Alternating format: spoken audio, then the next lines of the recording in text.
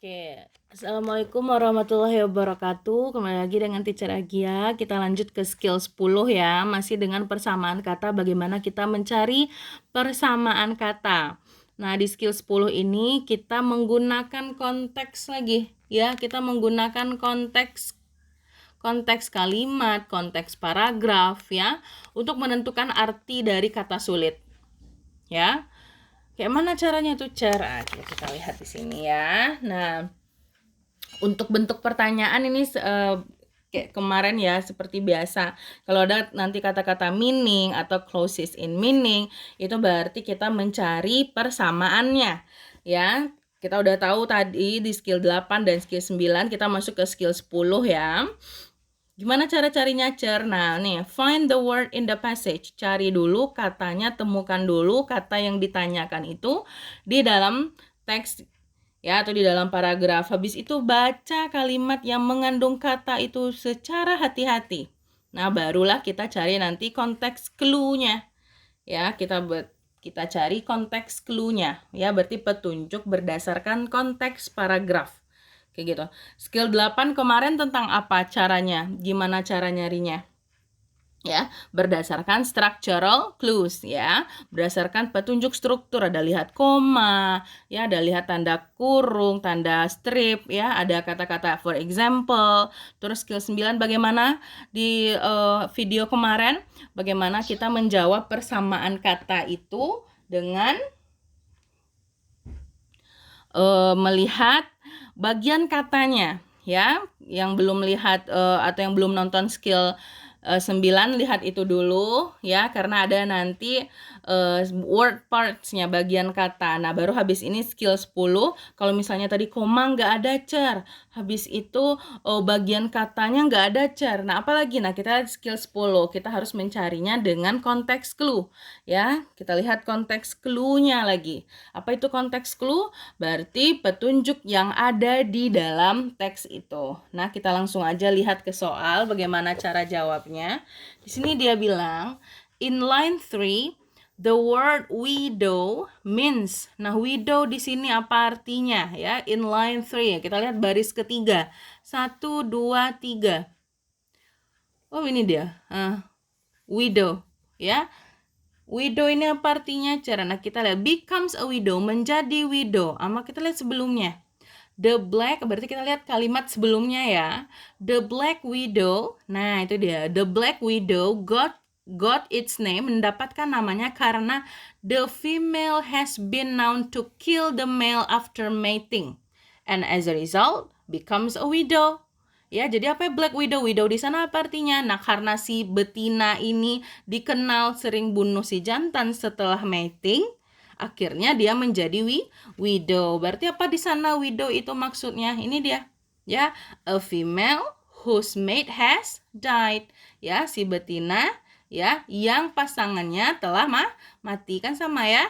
Berarti kan female di sini ya, whose mate-nya berarti si male ini ya, has died. Kenapa dia mati ya? Karena dibunuh. Gitu. Itu makna dari kita skill 10 itu. Bagaimana cara menjawab bagaimana cara menjawab persamaan kata berdasarkan konteks clue. Ya, kita lihat nomor 3 ini lagi.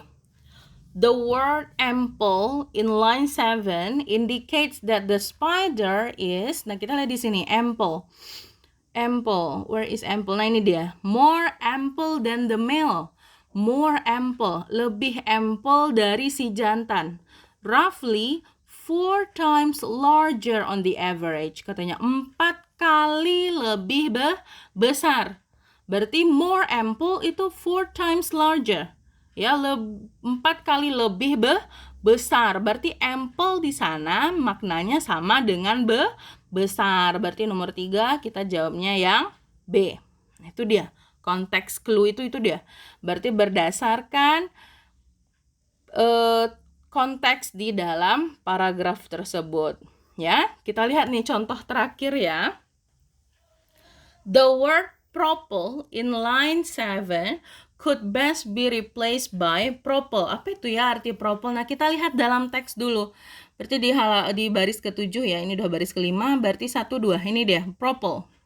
Ya, an average tornado might propel itself at a speed of 15 or 20 miles per hour katanya. Berarti maksud propel di sana apa? Nah, kita lihat subjeknya aja tornado. Tornado mungkin mempropel dirinya di kecepatan 15 atau 20 mil per jam katanya. Berarti propel di sana apa maksudnya? Ya. Nah, kita lihat di sini. Nah, tornadonya bagaimana? Apakah dia move? Dia bilang kecepatan ya. Nah, kalau kecepatan berarti apa itu? Move, develop, destroy, atau inhibit. Karena dia bilang kecepatan berarti dia bergerak ya. Nah, berarti di sini nomor 6 otomatis yang A, move. Karena move artinya memindahkan. Kalau develop apa artinya? Develop.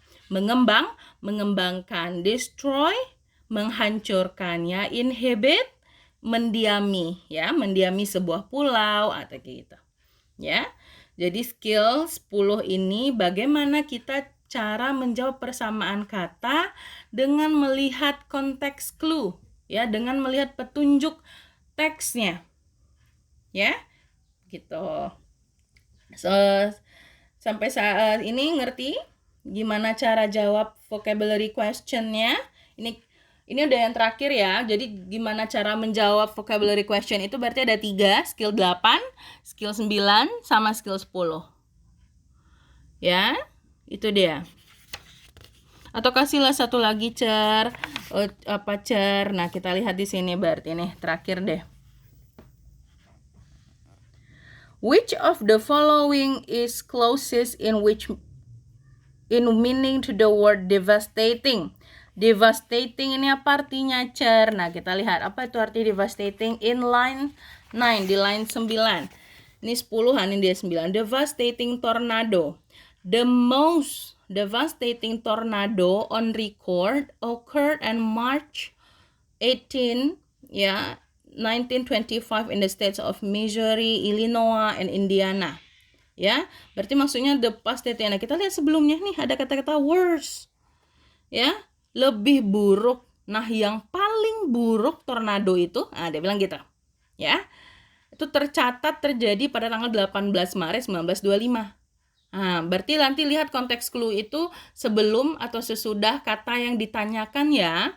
Itu dia. Nah, di sini dia bilang tornadoes, however, can be much worse than average. Katanya dia bisa lebih buruk daripada rata-rata dia terjadi itu. Nah, yang paling buruk, itu dia. Berarti devastating di sana artinya buruk. Nah, mana kira-kira arti yang buruk di sini? Describe, delicate, destructive, atau determine? Describe apa artinya? Iya, mendeskripsikan, menggambarkan, ya. Delicate itu artinya anggun, ya. Destructive aja artinya hancur, ya, menghancurkan, ya. Itu dia. Kalau determine apa artinya? Menentukan.